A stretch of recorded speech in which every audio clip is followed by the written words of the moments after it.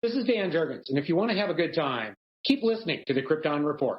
Jason J. Lewis, the voice of Superman on Justice League Action, and you're listening to the Krypton Report.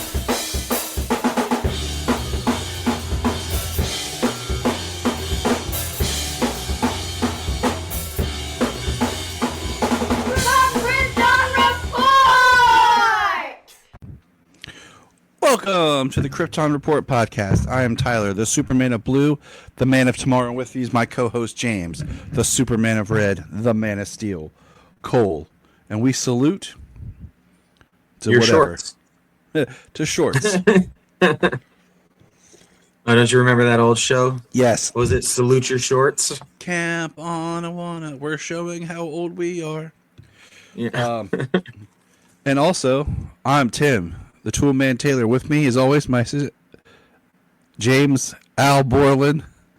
Dude, that straight up is right, too. Tyler, you okay there? Yeah, I need to go to the ER, James.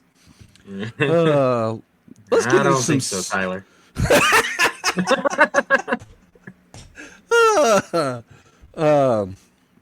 All right. I don't have a whole lot of news, but we do got a couple of things. It's being reported that Supergirl will be the highlight of the Warner Brothers CineCon panel. There is this new thing called the Superman Experience at the Warner Brothers tour, which I really don't know how I feel about it. Our good friend Brad and I were talking about this the other day, because you're basically in a room with Superman trying to help him and Krypto fight Apocalypse, because like you see a version of Darkseid or something, and like you're punching at stuff on a screen. It looks kind of cool and cheap at the same time. It looks like a pop-up thing. But then they showed pictures of like the little Superman gift shop there, and then the food they had. The gift shop looked really cool. My favorite was the pretzel shaped in the Superman symbol at the Superman Experience. I feel like it should be like something that goes on tour. Yeah, we're taking the Superman shop on tour. Sounds like a good idea to me. Yeah, me too. The other thing is, I really wish I was at Metropolis for Supergirl Day, because it said they have a lot of cool stuff going on. So this is going to drop the Friday before Supergirl Day. Usually, in the past, the kids and I, back when they really highlighted Superman Day in June, and then they finally, DC got their stuff together and put it in April, we used to make Super Day specials. We'd take like the whole month leading up, because like it was something we did in the summer. And we don't really have a whole lot planned for this year, because it just kind of crept up on us after Sayla's birthday and some other life-changing events that have occurred. And I feel like, I guess like I messaged some of my comic shops and stuff if they're doing anything special for it. And I guess there's like DC's doing like events, but I feel like they could do more and it wouldn't take a lot of effort. But I guess there's supposed to be some one-shot comics appearing in stores for the day. But like Batman Day, they used to do like they'd have cool masks they'd pass out, or like even Wonder Woman Day had some stuff like that in shops. But there are like events going around like in California and other places. But at the Super Museum on Friday, they're having photo ops with cosplayers. They're having superhero stand up for children in Superman Square, dinner with cosplayers, and then a Periwinkle Kryptonite Superman dance party. Then on Saturday, they're doing a walk for autism awareness with mascots at the park, classic car cruise in at the Super Museum, photo ops with cosplayers, karaoke star Superman Museum, trivia hosted by Yuri the Riddler at the Super Museum. I actually was made to stop doing trivia when we were there for Superman's celebration. My wife told me I had to. Q&A with Superman, Jake Fogg. He's a cosplayer, which I don't think he deserves the title of being Superman, but whatever. And then they're showing James Gunn's Superman, I guess, outside at the Super Museum from 8 to 9:45, which seems really like short because the movie's 2 hours. But it looks rad. You know what I'm saying? Like a community thing for Superman Day. And I'm just like, man, I wish if I would have had more. Just for anyone who doesn't know, Jania and Solomon were in a really bad car wreck, and we've been dealing with that as a family. So that's been something. So like, it's just really thrown off a lot of just the past weeks and everything. Cleveland is supposed to be doing something. Cleveland City Council passes a resolution honoring the Man of Steel and his hometown creators on April 18th. So I'm not sure if they're going to do anything special in Cleveland, but I can't get up there because it's a long drive and I have to take care of my children because I'm a good parent. I don't know if we touched on this, but right, always sacrifice for our kids. I know they don't even get it. They don't even get it. There's going to be a carnival. They're actually going to have a carnival and attractions at the Superman Museum this year during Superman Celebration. So I really do want to try to get back there this year. Let's see. Did I already tell you that Tim Daly and Neva Howe are going to be at Superman Celebration? Did we already talk about that? I can't remember. Everything runs together anymore. Yeah, I know we talked about it. I just can't remember if it was on air or not. Yeah, that's what I'm saying. My brain's going. I am getting old. But yeah, I mean, that would be great. I think you did because like I usually try to keep good track of everything, but I feel like I'm falling apart. And then last time we talked about Supergirl, the comic, and I totally forgot to mention how they made her into a studded belt, and I loved it. And I just want to say that again because studded belt Supergirl was pretty cool. It felt very early 2000s, and that's my time, and that just makes me feel even older. Might as well just roll over and die. So I started playing some music because I heard Freshman in the car. And oh, nice. So I put it up on Spotify and it did a whole playlist following that of similar songs. And Jamie was like, "Oh my God, what is that?" And it's before her time. You're like, that was It was all like 90s. It was all like late 90s, early 2000s. yeah, it's so crazy. Like the late 90s, like when we were like the little kids trying to listen to big kid stuff. And then Verb Pipe, Gin Blossoms, who else was on there? Dishwalla. Nice. It was the same band. Blues Travelers, Dishwalla or Jim Blossoms has the greatest. Anywhere you go, I will follow you down. I'll follow you down, but not that far. Yeah, right. Lazy. So yeah, okay. Everyone's like, "Shut up, you old guys." I'm like, not that old. Bring me my cane. We're gonna talk Superboy. We're getting towards the end of season 4. James is a little bit more fresher in this because I watched them the other day. Then, of course, what's funny is I came home from work Friday, so pumped. Like, I'm gonna do 2 podcasts a day. I got one with James and one to do with Logan. And then both of you are like, "Hey, can we change it?" Sure. To Saturday. Aww. Then Saturday comes. "Hey, can we change it?" Sure. You both moved to Sunday.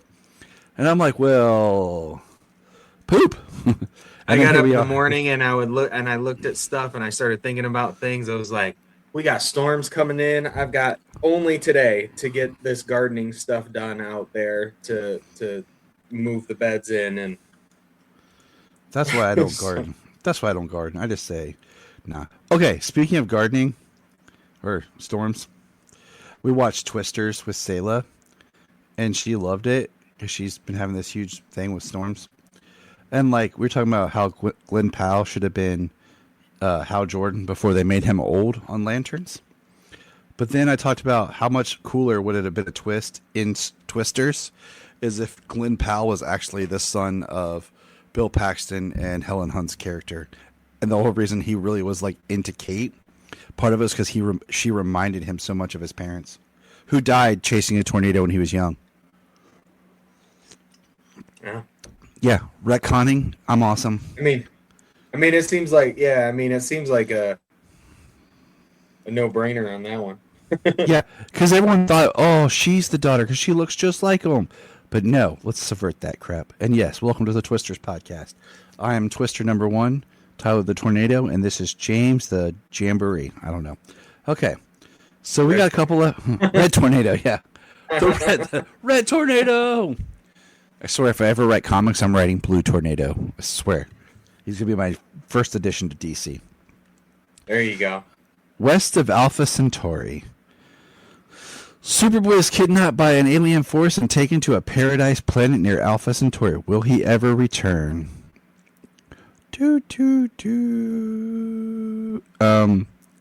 Yeah. So Alpha Centauri is supposed to be the closest planet system that we may be able to inhabit. I haven't done my research in forever. But I just remember Alpha Centauri from the old 1950s/60s TV show Lost in Space. There you go. Yeah, I mean that's the supposed theory is that it's the closest planet to the nearest solar system and the nearest galaxy that they believe would be able to support a human life. What did you think about this episode? I had a lot of fun with this episode. The overacting was awesome. Yeah, it came from everywhere. It was so funny. It was like Saturday great. morning after school special type acting. The woman with the whip listing off all the different names of the different races of people. I mean, the episode was very the people in power are going to do everything they can to keep you divided so you can't rise against them. Yep. Yep. It's been a little bit since I watched this one because I was waiting on James. You know, there's that song by what's his face? Chris. Oh yeah, Daughtry, Waiting for Superman. Yeah, my song is Waiting for James. So I'm just but sometimes it's true. Yeah, life. It's all good. But the next episodes, it's 2 of them because we're gonna talk about them together. It's a part, and I, this is what the episodes are named, people. Threesome. Part 1 and 2. Part 1. Not even a 3-parter. How are you gonna name it Threesome and not only have it as a 2-parter? Right. But directed by for them David. to produce a 2-parter is a lot back in the Dude, mix. they could have stretched it. Just throw in 10 more minutes of film, put in a little bit more, pad the credits a little, and everything. You got 3 episodes. They're only 22-minute episodes, 21-minute episodes. Film, yep. You could easily stretch this as a 3-parter over 3 days. Each one make it like 1 hour. Make it like the Young Sheldon where they're 16-minute episodes. Remember that? Towards the end, Young Sheldon episodes under 20 minutes. And they're just... That's crazy. And I was like, what the heck? I think I'm streaming this. But Threesome Part 1. Writer is Stan Berkowitz. Both parts directed by David Nutter. That's got to be why watching Young Sheldon goes by so quickly. Yeah, because they were so short. They knew what they were doing. I mean, easily this could be. A prison psychiatrist helps Lex Luthor and Metallo escape. All 3 quickly turning their attention to stopping Superboy once and for all. Now this should be called Team Up or the Terrible 3, not Threesome. Right. But yeah, brought Metallo back. In those hockey pads. I'm not wearing hockey pads. Right. They're mangled hockey pads, Mm-hmm. So that was funny. Lex Luthor, I mean, it's always good to see Sherman Howard in his craziness. He's so underrated. But he's so good. I've gotten to appreciate him. The first few times he showed up, I was like, holy crap. But, like I said, these latter 2 seasons, man, he really has taken on his own. I like seeing. Isn't that and then Odessa? She's a returning character, so yeah, but not anyone like we all know. Like she's the the third part, and I mean, I'm just saying that the jokes write themselves here. We're not going to go down that rabbit hole, but come on. Yeah. And then I mean, yeah, it was. I mean, Stan Berkowitz wrote both episodes. In the second part, Superboy continues to battle the newly formed threesome of Lex Luthor, Metallo, and Dr. Odessa Vexman. As their destructive potential continues to rise, Superboy must stop them before it's too late. So they got over on Superboy, though. Yeah, they did. They ran him out of town. Got him, with kryptonite and Lex Luthor's sonic device. Which episode was your favorite? 1 or 2? Mm-hmm.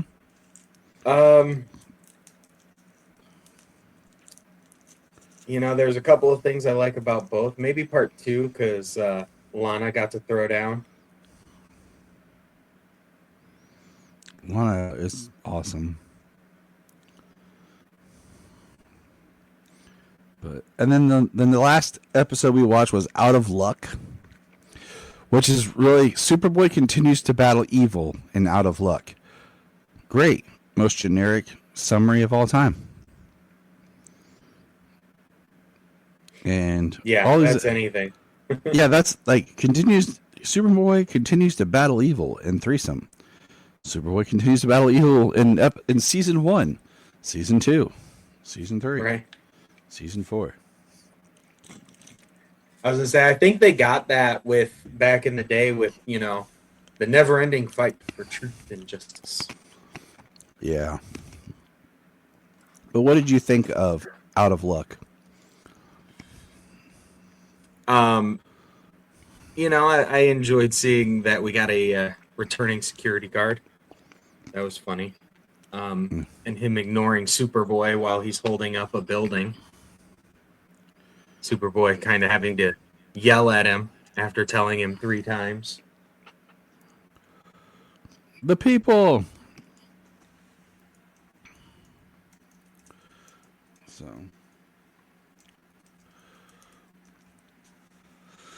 All right. Yeah, I watched them and I vaguely remember because, like I said, I hate that it's just been a little bit of time since I watched them because just with James and I's schedule, it didn't line up real great. So, but yeah, it's been fun watching this season of Superboy because I feel like it just keeps getting better. And it is kind of weird because you're like, when you start it, you're like, oh, but then as it goes on, like, you know what, this is getting better. I do enjoy this. And then it ends. And you're like, huh, all good things must come to an end. And then James went silent. Can you not hear me, James? We're going to have to pause this for a break from our sponsor. Okay, we had some technical difficulty there, people, so we're not sure what just happened. We've had some storms in the area recently, like James was talking about. We might have lost some power or something, but we're going to jump into some comics now. And we're going to start with The Absolute. Now, what's funny is, I have to bring up this. So the other night, Janine and I were talking, and she asked me a question, right? And I kept being like, yeah, okay. She goes, why won't you give me any answers with absolutes? And I turned and I looked at it and I was like, only a Sith deals in absolutes. And now we're reading Absolute Superman, so I thought that was funny. Yeah, but that's a good pull. That'll make her roll her eyes at you. And... Oh, she laughed. I told my friend at work, and he goes, well, did you cut her legs off? I was like, no, I didn't. It's like, I'm not trying to keep her that locked up yet. Yeah. You know, I'm really enjoying Absolute Superman. I like when they tell us when an arc comes and goes. Like this little arc is like 3 issues. So we're doing that now. But the second arc for that story was super long. I mean, the whole Lazarus and everything, like it was just super long. But that went all the way through 14 issues. Yeah. So the first one was like what, 5 issues? It was like 5 issues, then like 1 or 2 issues, and then the rest up until now, or something like that. And because it even had the annual, didn't it? Did Super Absolute have that Did annual? yeah? I know Batman did. Yeah, I know Batman did, and so did No, I don't think Superman's had an annual yet. No, it hasn't. No. I went down the list and. But we have a new artist, and in Central we start where Clark Kal Superman is working on the farm in his overalls. We see him flying, and we see him going to stop a break in a dam, and he's talking to himself about all the things he's experienced, how they call him Superman, and then he goes and finds Mr. Shot, the toy man, and he melts. He uses his heat vision and gets into his office, and he talks about how, where is it? There was another fire at one of your factories, the 4th fire in less than 2 years. Last time 73 workers died, some as young as 12. And you walked away with a fine and a slap on the wrist. You became a billionaire off the backs of children working 16-hour shifts, breathing lead and benzene, making toys that sell for more than what they are paid in a week. I mean, dude, I like this Superman in Absolute because it reminds me very much of it's like Golden Age Superman with modern Superman Days powers. Right. Absolutely. Yeah, he does. It very much is Golden Age Superman. He fights for the little guy. He fights for regular justice. He says, none of you are untouchable. Not to me. I'll be watching. He goes back to the Nevada desert where Brainiac was, finds his remains, burns it down, goes and visits Ra's al Ghul in prison in Pakistan. Well, yeah, I mean, he is Ra's. He is throughout this. Is it this issue or is it this arc? It's this arc where he is getting older. It's a whole arc because you see some in the issue, but yeah, that's what I was wondering, if it was all in this issue or if it was across the 3. Yeah, he starts out here very, still very mean, still very nasty and horrible, young and real big and everything as he has been, very Vandal Savage looking, but they've been calling him Ra's al Ghul. It's like they amalgamized. Yeah, but he actually does without the Lazarus treatments grow old, and he's going to die. So it's at least not the immortality that we understand for Vandal Savage, just being like completely immortal for the most part. Mm-hmm. But Superman shows up and he has a book. He talked about a few hundred years ago how he said that the world was heading for collapse and he was going to change it, but then he got misguided. And he says, I have a book of poems written by the children and everything that's out there. He talks about how the Krypton, the Log Gill, would just execute you, or you'd never be seen again. He says their prayers, mantras, poems written by children from outside the slums, outside the jail, written for you. After their parents died in your copper mines or were beaten to death by your peacemakers. And so Vandal laughs in his face. And then, Yep. Says he's gonna wipe his ass with his book. and then But he says no, not. But he does. I like what he does. He says, "No, Rouse, not like that. You won't." And then he leaves the book outside of his cell, beyond his reach. Just that, yeah, about to say just out of reach. The next page took me like, just if you look at it, it looks like he's blowing fire, which he is, but at the same time, he says that fire in the Amazon, was that you? And he talks about how he swallowed the fire and then moved it to Kansas, where a couple fields were due for a controlled burn. Yeah, that was pretty cool. I don't know how he kept the fire burning within him, but it's still pretty cool. I'm just gonna say, dude, he's Superman. Well, yeah. I mean, you just think that even with his lung capacity and things like that, like it would run out of fuel when he got it in as soon as he inhaled it. And he's talking to Lois as they meet on a rooftop. When we see the Daily Planet building in the background, which I didn't think about that at first. The Daily Planet building, you know? Yeah, I didn't even realize that they weren't standing on the Daily Planet building. Like they're actually standing on the building next to it. I think sometimes I have to like try to remove myself of what we're actually reading. And then, well, yeah, I mean, like realize that it's not the same world. And then as they're talking, he hears something and darts off and takes off to go save somebody. And it's really cool. And then he's back on the farm, and there's Lana bringing him another casserole, and he talks about how he's going to take these casseroles to some kids in the Sudan. And he goes flying, and she says, "You were in mourning, and I get it, but Martha was right. You belong in blue."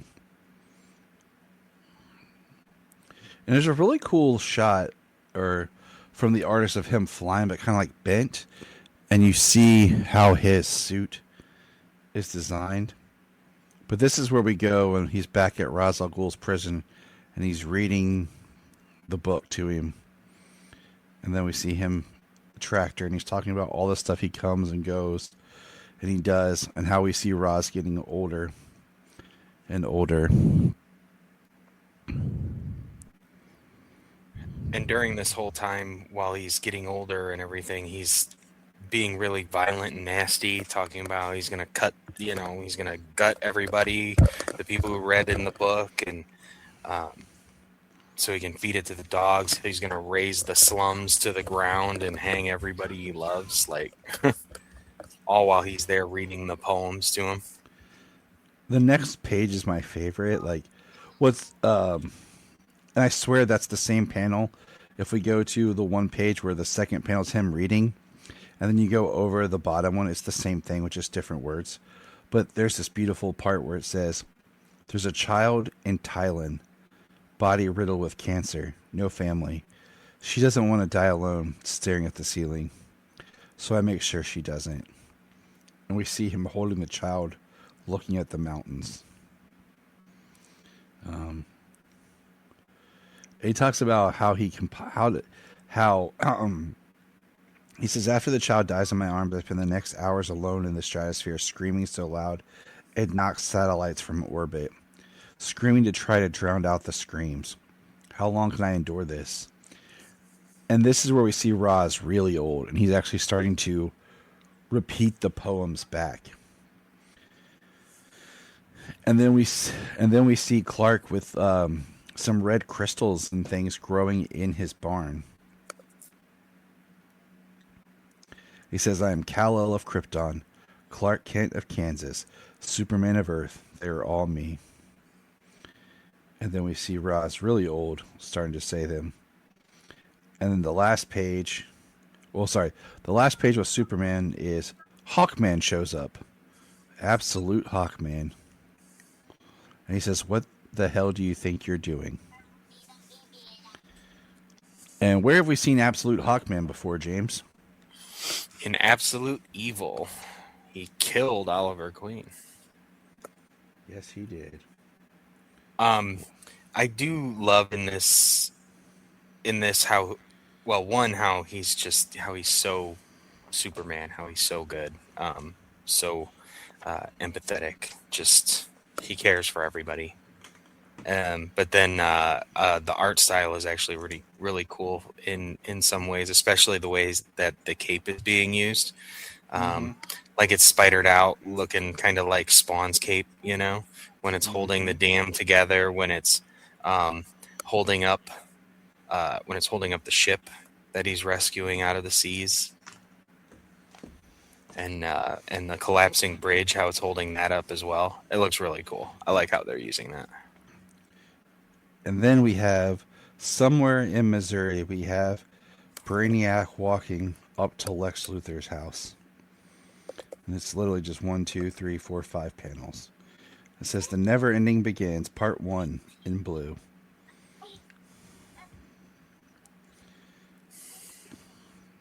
Yes, sir. Absolute's a really good book. Yeah, I like it a lot. Yeah.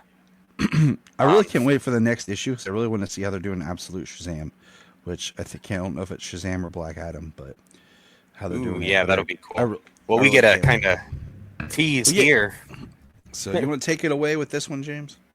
Yeah, number 16, Absolute Superman 16, opened in 1940s in the nation of Kahndaq. So that's where we get and this is a tomb of Teth Adam, so we get a lot of Black Adam here. But Carter Hall and somebody else is rappelling down into this tomb, and he says that he's being paid by the Nazis, and he cuts Carter's rope to send him to his death, but he catches onto a ledge and ultimately grabs the mace out of the wall, and he emerges from the well surrounded by the peacemakers because he's there working for Lazarus, covered in blood with wings and a giant mace. Yeah. And then we cut to modern day now, where he is with Superman in the sky telling him kind of how the way the world works, and what he should be doing, that he can't fight Lazarus, but he's trying to talk to him. Superman is disappearing and doing all kinds of saves. Yeah, he's somehow you can't. Well, he thinks some is saved, some's not. Like he's basically like, you can't fight against him. Where are you going? Thought a guy was choking, and he was just laughing weird. That's hilarious. I love that.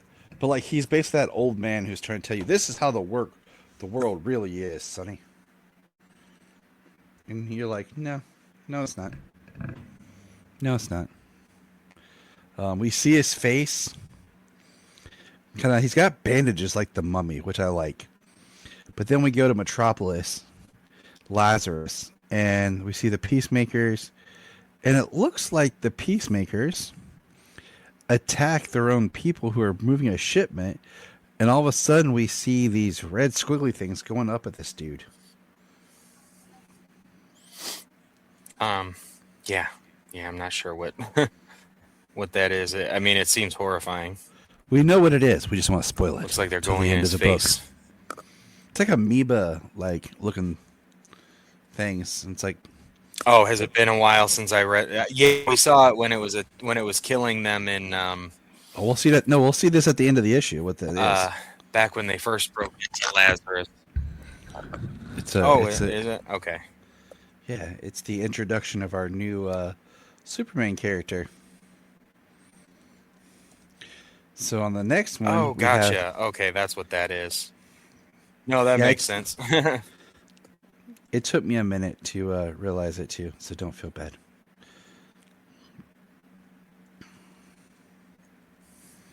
But then we get them flying, and Hawkman's basically trying to keep up.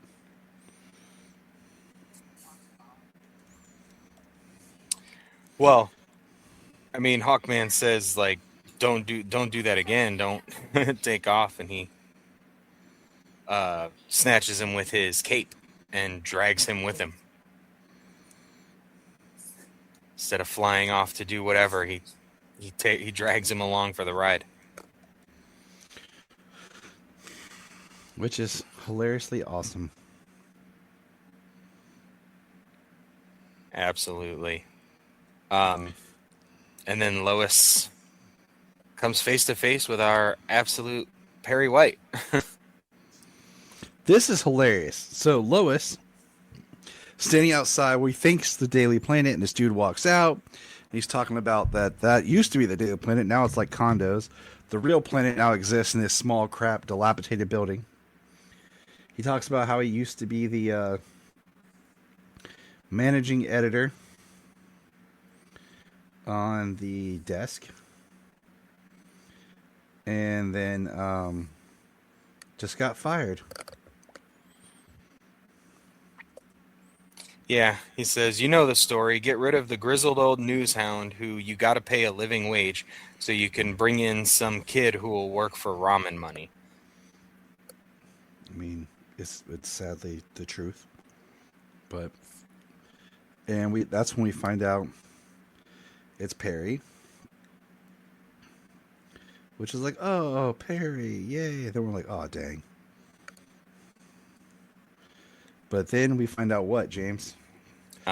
Because Lois is waiting to go inside for her interview.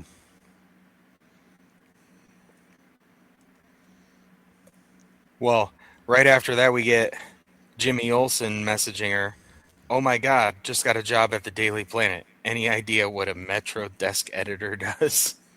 So he basically got hired. He literally got Perry's job. Yep.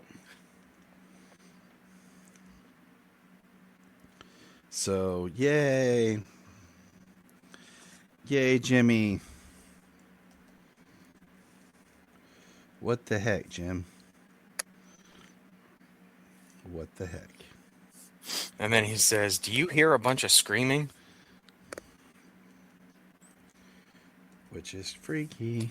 And then we go back to Superman and Hawkman. He finally stops dragging him and he says, you see that? What is that thing? We better get... And Hawkman just hits him with the mace. So they start fighting each other. He uses his heat vision on him, blasts him, but this Hawkman is pretty badass. Yeah, but he's also just old and brutal and just, like, hates life.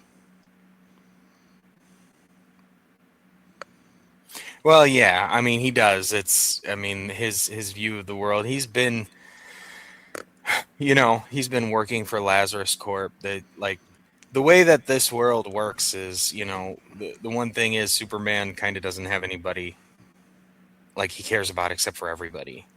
So, like somebody like Carter Hall, like at the time especially, he would have been like subjugated and made to do everything whether he wanted to or not, because there would be repercussions.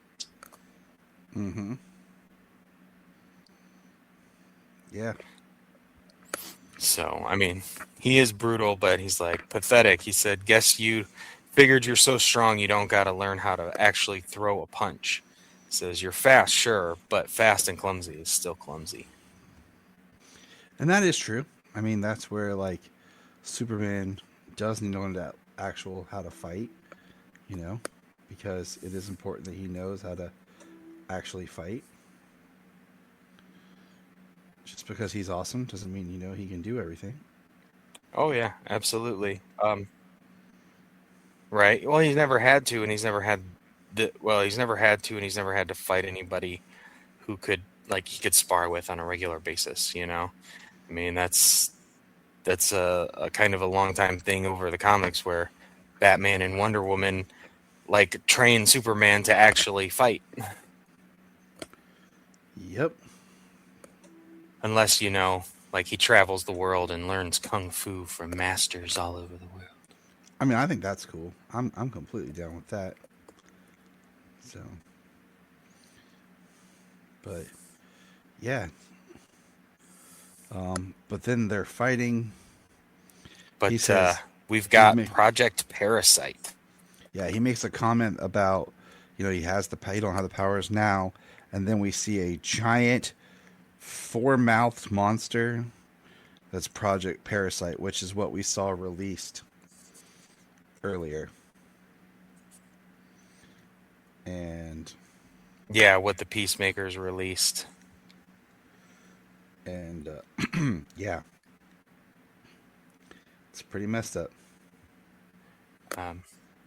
Yeah, and then we cut to meanwhile somewhere in Missouri, and Lex Luthor is talking to a crazy-looking bald-headed guy.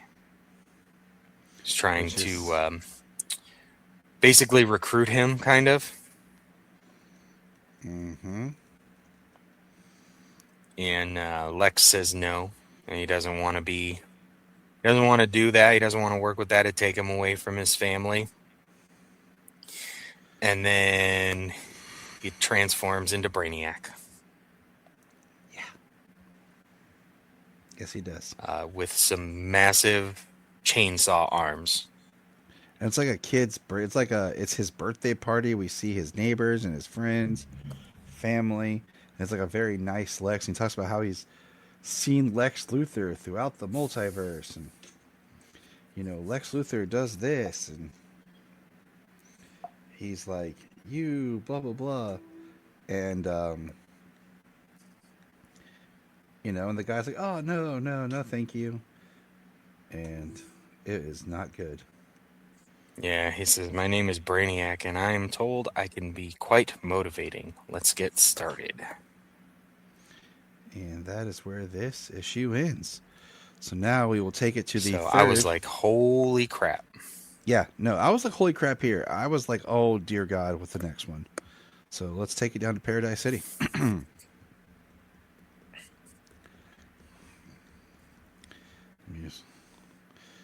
All right, so the next one starts issue 17, which is basically Parasite reminds me of Ivan Ooze attacking here. And if you don't know who that is, then I am too. Pretty much in a way, for sure, yeah. But he's like sucking up other people. And it gets Lois, and she's calling Jimmy. And she looks up, and there's a group of people, and there's Jimmy.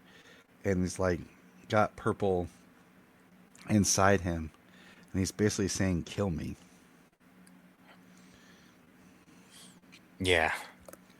This parasite is wild. The way it connects and grows and draws off of everybody connected to it as like this giant hive mind thing. Mm-hmm. Yeah, it's just very torturous. Like, he doesn't just drain them and kill them. No, he doesn't. He like eradicates their mind, because it talks about he feeds off the energy of their like emotion, like their negative emotion. And we get a really interesting shot from above. It has like what, 1, 2, 3, 6 legs with a 4 mouth and maybe a tail.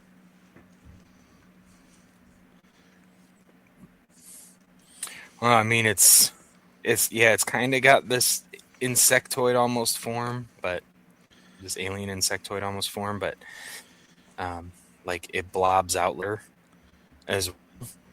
And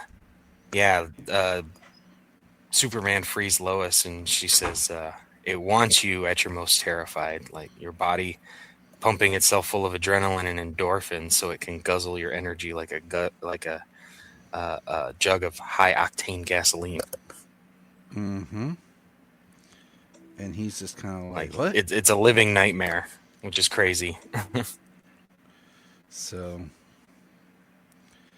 it is something. I mean, this is a freaky parasite. Like, and then they're Hawkman and Superman are trying to beat it, but then we find out that this is basically a distraction, so that Talia can bust in and take Ra's al Ghul, and we see her come in, and he's basically saying, no, please, no.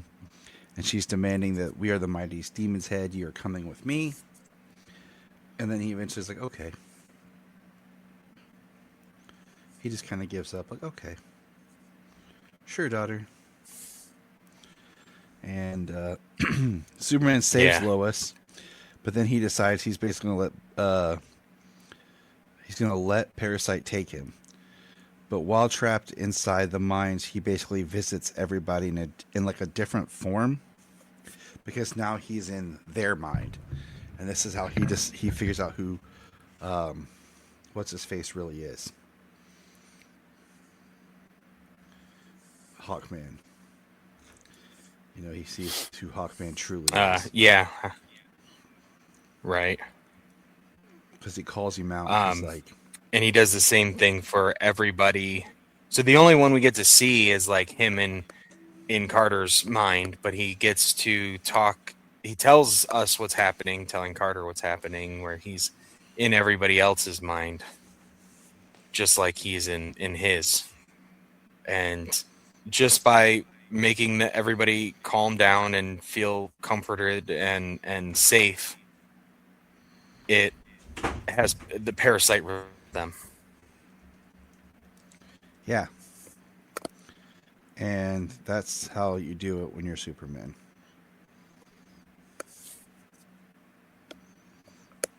But this is when he tells him, like, you know, you work for Lazarus. And this is where we see, while this, the book of poems and everything that was made,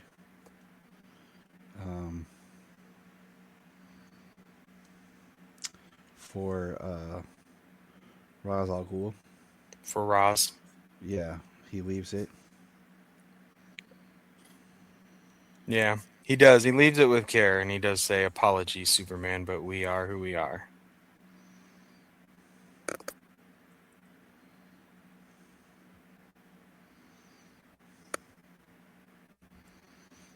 So, yeah, it's kind of sad because you thought he was getting to him, but, you know, I guess that's what it is.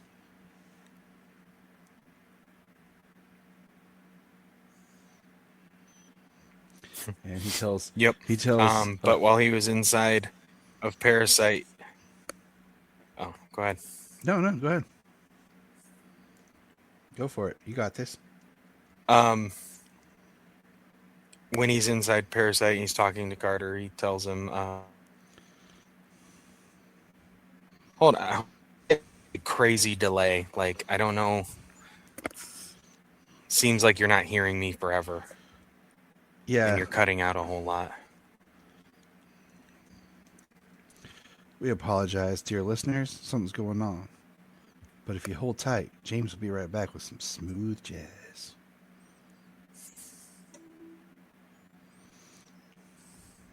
All right, talk, James. Can you hear me? Talk. If you're happy and you know it, clap your hands. Man, we lost James. He'll be back. Now another word from our sponsor.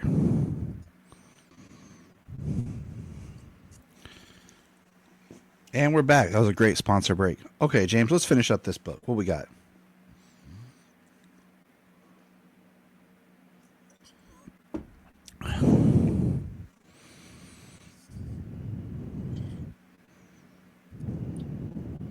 So yeah, when he's in there, he tells Carter, remember what happened in there, what I said to you. And he says, I know who you work for. I want you to give them a message. Lazarus and everyone like them. You tell them I don't sleep and nothing they have can hurt me.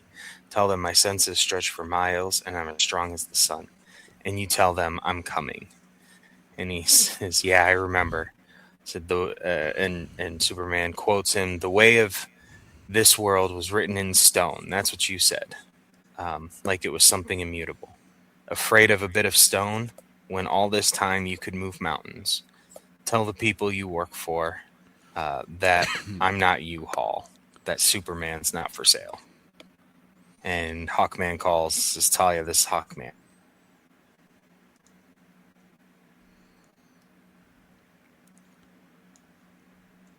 And then the end of the issue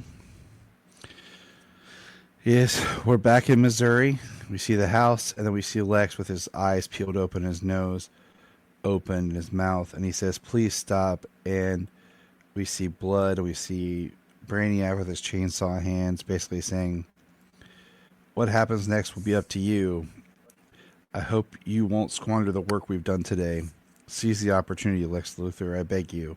Until we meet again, And then we see that Brainiac murdered everybody. And Lex is just falling on his knees. But Brainiac killed everybody. The kids, everybody. And made him watch the whole thing. Yeah. And then, until we meet again, it's like very Skeletor line. Yeah, and this Brainiac reminds me, like I said, it reminds me a lot of the New 52 Scott Snyder, Greg Capullo Joker.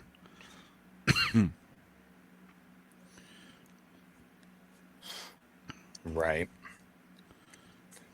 I mean, this Brainiac is even darker than that. Yeah. All right. So our next little cluster of comics today is going to be brought to you by Action. Action Comics. So, all right, James. Yep. This is continuing the Superboy story while all the KO stuff was going on. And this is Action 1093. And on the front it says Notice of Foreclosure. We open with Paw opening some mail, and he gets a notice of foreclosure as he's talking to Martha on the phone. And then we cut to Clark and Lana and Pete. They're just hanging out in Smallville, and they see Clark's dad and a bunch of other people in the middle of the day heading up to the bank. There's like multiple families, multiple farms, all getting foreclosed on, all saying they're late on payments, or that they haven't made payments in months. And everybody is, I mean, the guy is clearly a smarmy bank jerk here. I mean, just the way he was drawn and the way he was talking with all his political speech crap, you know, like you knew he was guilty. Mm-hmm. Oh, yeah. Basically, when it comes down to it, like what's going on can be sorted out, but for the most part, it's going to ruin everybody involved because they're going to lose their crops. They're going to lose their animals, all this stuff, because they won't be able to take care of them. They don't have any money for them. They have to leave their property. So it's stuff that could be sorted out eventually, but in the interim, it would ruin them. Yeah. Sorry, Sailor just came by.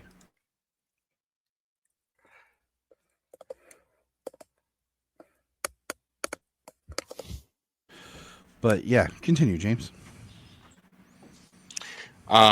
So while they're in the bank, somebody comes in armed with a gun, hat on and his shotgun, and Pete talks him down.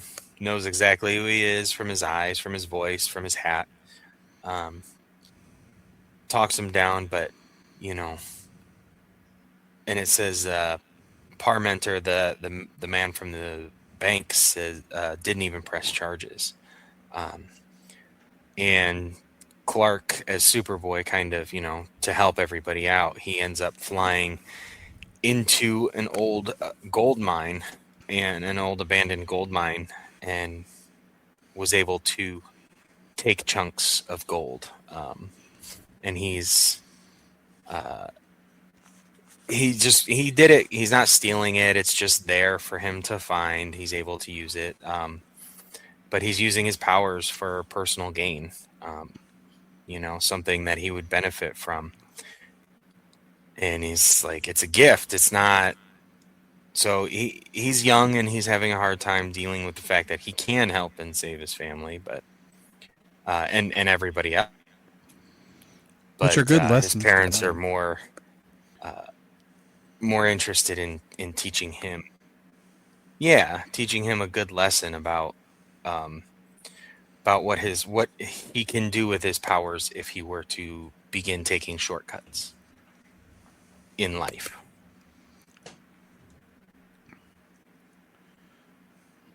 Mm-hmm. So Superboy ends up helping a lot of people pack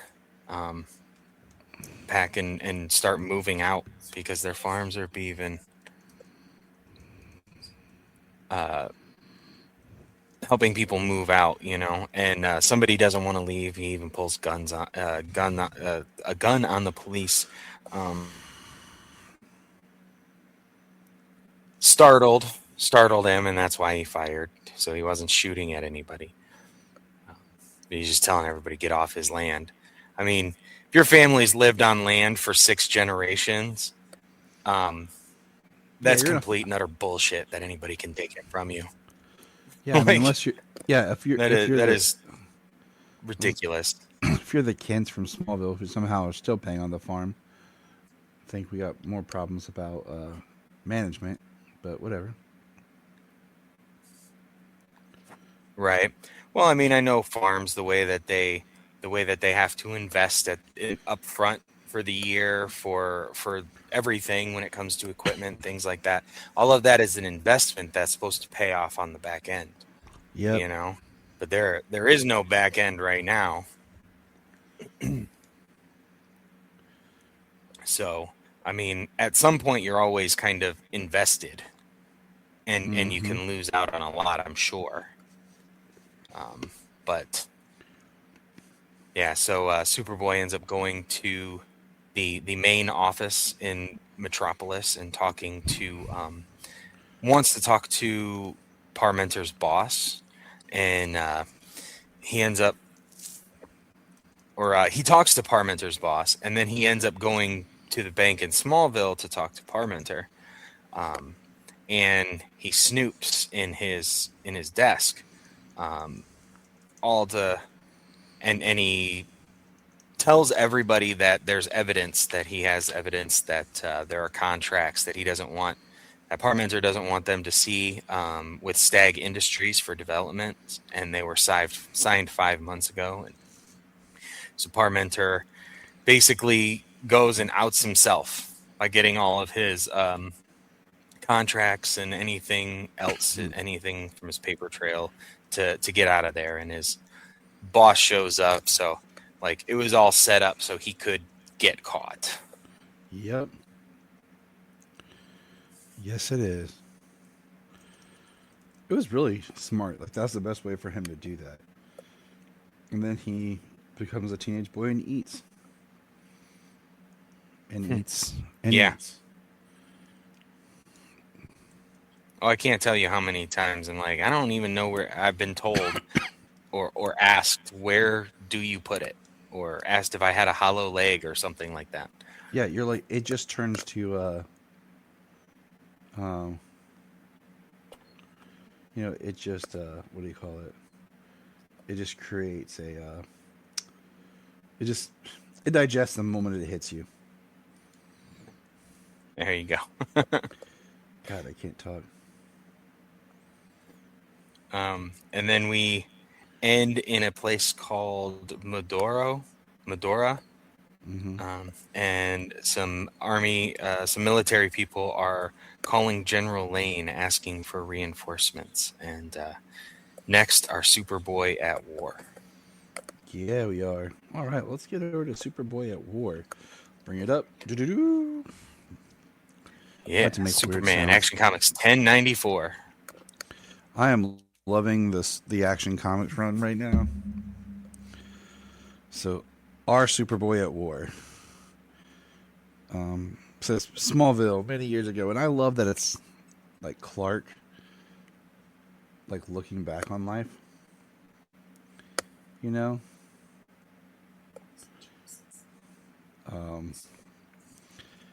So yeah. Well, I'm trying to get my tablet to load. That's what happens when your kids take your stuff. But so we have Superboy at the library, and we see him going over to Lana's house and running into Lana's dad. And at this time, Lewis Lane was an archaeologist and anthropologist. I couldn't remember if they told us yet. Like which origin of Lana's family are we going with? But they're studying. Mr. Lang, he's watching Superboy hardcore. Okay. And then Superboy was summoned by General Lane. He gets there. He suits up in an army suit with a Superman patch, which I feel like is weird because once you start shifting around his look, I feel like it's an easier way to kind of piece together who he might be. What do you think? Right. I think that's a viable theory. You know, the more different things or the more plain clothes he's dressed in, even though this is military uniform kind of a deal, you know, it takes away from the heightened like image that he portrays, even as Superboy. Yep. So he goes, and we find that there are some people being held, and Superboy busts in to save them. And who is it, James? Silas Stone. Mm-hmm.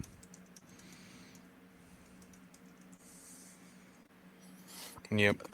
Silas Stone has been taken, forced to like develop a weapon of some sort, and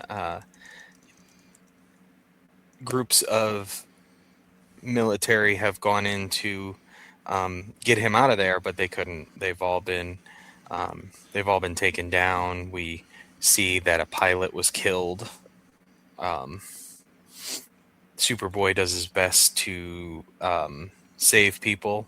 He gets everybody out, and then he goes back for Dr. Stone and a device that's been like giving him vertigo, knocking out his hearing, you know, kind of messing with him. He can't fly more than a few feet. They turn it up, and it's while he's next to it, it basically kind of incapacitates him at the moment. And he kind of has a realization of his voice, and he tells Dr. Stone to get behind him as he screams at the top of his lungs, which soldiers say they could hear a half mile away. But it destroys the machine and incapacitates everybody in the room, allowing him and Silas Stone to get away. And then he goes back to retrieve the pilot's body. Which is very respectful of Superboy. Yeah, it was really cool. I did like that where they drew him take his body and go put it someplace that he could then return for. But we've got his inner monologue as we get through these issues of him saying, like, you know, he had nobody to talk to, nobody to open up about, you know, he couldn't talk to Lana about holding a dead soldier in his arms or anything. And doing that too, that's hard, you know. Like talking to his mother, to Ma and Pa about that, but and then he considers Pete. Pete is his oldest friend, his best friend, and he considers telling him. He says, and there it was. I'd known Pete since we were 5, and never felt lonely as an only child. We were brothers. So I could tell Pete I was Superboy. I knew I could. He'd never breathe a word, and it would be a huge relief. And after he does save somebody in the campground from some bears, him and Pete go to bed, and he hears somebody calling for help, and there's 2 bears going to attack some campers, and he saves them. He returns back to camp. He says, I could tell Pete, but he says, but what gave me the right? My double identity was already one of the biggest secrets in the world and a massive weight. Who was I to burden Pete with that, even without even asking him, without his even asking? What kind of a friend would that make me? No, at the end of the day, no matter how much it hurt, I had to do the right thing by Pete. He could never know. And last panel, Truth and Consequences, and Pete rolls over, and he is awake. And this is a callback to a classic Superboy story right here. So it's really nice that Wade is incorporating things from traditional classic Superboy stories. Is that the Pete angle, or him Pete being concerned about being able to tell to tell Pete? Him concerned, but then Pete knowing because of a storm outside while they were camping. So it's just cool that they're doing that. Okay. Yeah. Yeah. So Superman Action Comics 1095. The King Conspiracy. This was probably the favorite issue of all of them that I read, and everyone was actually pretty good. Yeah. Yeah, I enjoyed this. So Pete is staying up. We get Pete's inner thoughts. Can't sleep. I've been best friends with Clark Kent since we were kids. Thought I knew him inside and out, but it turns out Clark has a secret, and now I do too. Something I found out last night by accident, and I can't tell. I can't tell a single living soul that my best friend is Superboy, and he doesn't trust me to know. And right there, kind of gives us the whole, the beginning of it, like the whole story of the issue, where, the whole crux of the issue, where Pete is very disillusioned that his best friend hasn't told him who he is, or thinks he doesn't trust him. So he's very distant. He's very distant with Clark here. He's very distant with Martha Kent and Lana. Even to the point of Lana, the rumors of Lana and Superboy dating.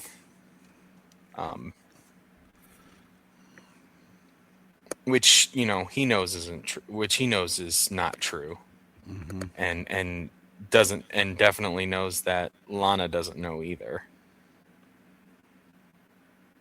because of the way she swoons over Superboy. Mm-hmm. Oh yeah. So in this, I just like that Pete, all the normal stuff, and it shows like, I mean, this is kind of, you and I being big Smallville fans, about how Pete was when he learned Clark's secret, and now he's like trying to cover for him and help him out. But he also feels like Clark should know better, We have Clark, we have where Pete's trying to figure out how Clark got his powers. Do they make him super? The government, military, do they know who Clark really is? Well, he's like, the Kents, I always thought they were kind of boring, but not if they raised Superboys. Did they make him super? Are they scientific geniuses? Are they government agents, military? Did they create Clark? It's awesome. And then Lana later. Yeah, that was pretty good. Ma calls Clark trying to say, hey, I'm worried about Pete. But then we have Lana later put super glue on her hand and grabs Pete's hand. And all I can think about is the scene from American Pie 2. And then they have some bullies show up. And, Pete starts fighting back, and Lana gets knocked over the rail. And Superboy catches her, and Superboy grabs the bullies. I love this. Wait, it was an accident, man. I didn't mean for her to. Shut up. You listen to me. If you ever come within a mile of those kids again, if I ever see you threaten anybody, and I will see, you're going to be very sorry. Now get lost. Love it. Yeah, and then Superboy, because so what was really fun was she super glued her hand to Pete's so that way he couldn't get away, and he needed to talk to her. And she had some nail polish remover to get them loose. She never planned on staying that way, just forcing him to talk. And she says,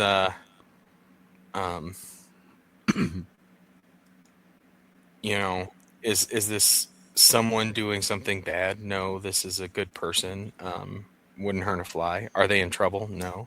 Will knowing cause them any trouble? Not if I can help it. Says, are they treating you any differently? No. Says, why can't you let it go?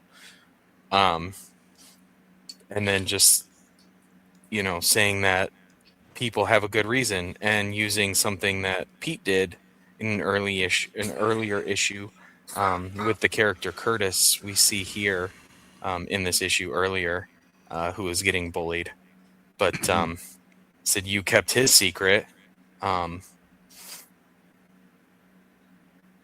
And she had made a really good point that people keep secrets because they need to, or they have good reasons to, even if, we can't see them or quite understand them. And so Superboy tells Lana to, fix this gossip of them dating. So that way, people don't come after her for no reason. And that's when he says, yes, I have a private life, and this is exactly why I keep it to myself. If it ever gets out, if anybody ever thinks folks worse than that won't stop targeting you. And I don't need to be worrying about that on top of everything else I have on my plate. So we kind of got the explanation right there with Pete, too. And we get the next morning at school, and Pete's ready to talk to Clark and be friends again, and he had a good night's sleep. Clark invited him over earlier to watch an extended cut of Night of the Living Dead. So Pete says, you want to do that? And then I just love this here at the end. It says, and there it is, that subtle look of anxiety on Clark's face. I've seen it a dozen times, but it never registered. Now I get it. So what if Clark doesn't spill his guts? He's got reasons, and he's entitled to them. I shouldn't have doubted him. He's still my pal. And now that I know what that look means, I don't mind playing the role of the silent partner when I see it. He sees that look from Clark, and he knocks over a container of hydrogen sulfide. Says whoops, knocks it onto the floor, and it's a very gaseous thing, and it smells really bad. And he says, whenever Clark needs a little help, I'm there for him. That's what friends are for, as everybody's outside getting fresh air and Superboy is flying off from the school. And that's what it is. And that's like that was like a big thing. And excuse me. In old Superboy comics was the fact that Pete did become like this silent partner because he knew and he would help Clark when he could, without Clark ever really knowing or understanding or anything. He just took care of his friend. Yeah, that's really cool because to most of my knowledge, in the past, like Clark or Pete has never really known who Clark was in different iterations. I know in like Smallville he did and stuff, but to my knowledge, for the most part, he didn't know. So just to have a story like that, especially one where Clark doesn't even know, kind of like when Chloe was playing that role in Smallville. Yeah. Protecting Clark without him knowing that she was. Yep. All right. The last comic book we have today is, drumroll, Supergirl and Blade. Did you read that one? Ooh, yeah. Yeah, I did read that one. I thought you had, because we both talked about it, how we were both like, hey, this is really cool. Yeah, like that's a fun crossover. That's an idea that, I don't think anybody ever thought of. And it was weird because it was one of those, what do they call it, like up scrollers? One of the comic books designed to like scroll. Yeah, what do they call it? They call it DC Go. Yeah. it's for like your small. It's primarily for like your smaller mobile device, like your phone or something, where all the panels and everything and the dialogue bubbles are they're different. They're set up differently, and it's just made to scroll through from top to bottom. So it's just one panel and bubble right after the other. Yeah, that's just that's the design of it, and it works good on a phone. On a tablet, I think it's a little. It was odd, but it's it really worked. big for something like that. Um, It's like when I was reading it on. It's like when I was reading it on the when you read books on the internet, and it's all the pages, and you just scroll down. You know. Yep. So it was really fun. And basic premise is Mojo needs, content. So he pulls Blade and Supergirl to Mojo World and puts them in a show together. And it's really kind of funny because, it's the dark and brooding man and the overly helpful woman. But then he gives her kryptonite poisoning. And then Blade has to tell her about to make her more like the damsel. Yeah, and they're talking and the vampires, and basically what the coolest part is he bites her, and when he says that vampires bite can heal, or can hurt, but can also heal, and basically he heals the kryptonite poisoning out of her, so she gets all of her powers back, and then they destroy Mojo's set and everything. But I think these are awesome, and I'm kind of bummed this wasn't in print. Because I thought this was a random, and it would be big, they would have made it a bigger deal. These, why is this not one of the backups in, I don't know, I feel like these should all be collected in a special Marvel DC crossover thing. I mean, I think at some point they probably will, because I think they are doing a Marvel DC crossover kind of again. I think it's in the works, and I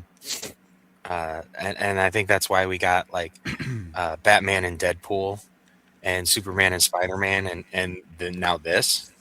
Yeah, I mean we got some others like this too last year and stuff. But I'm I wonder if they'll put it in an actual print or something. I don't know, but this was just a fun read. I would like to see more adventures of these two. I did like these two together. And I like that it was Supergirl, especially since we're focusing on Supergirl. And, I mean, Blade is really cool, so. There's only been one Blade. Everyone always want to be one Blade. Actually, no, there's been two Blades, because you had a TV series that nobody watched. Right. That you didn't star.